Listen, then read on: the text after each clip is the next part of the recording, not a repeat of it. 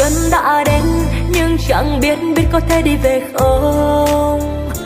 Ô lạ thay, xuân đến rồi sao thấy lòng lo ghê. Mùa xuân sang ta hân hoan, ta xin chúc cho nhau bình an. Một năm qua bao gian lao con khó với tay xin chào. Ta nguyện ước có ánh nắng sẽ chiếu sáng cuối con đường đêm.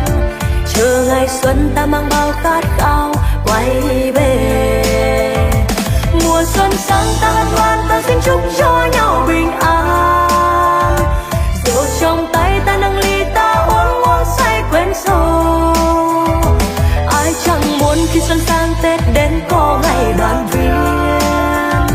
Nhưng mẹ cha nơi phương xa xin hãy hiểu con chẳng thể quay về.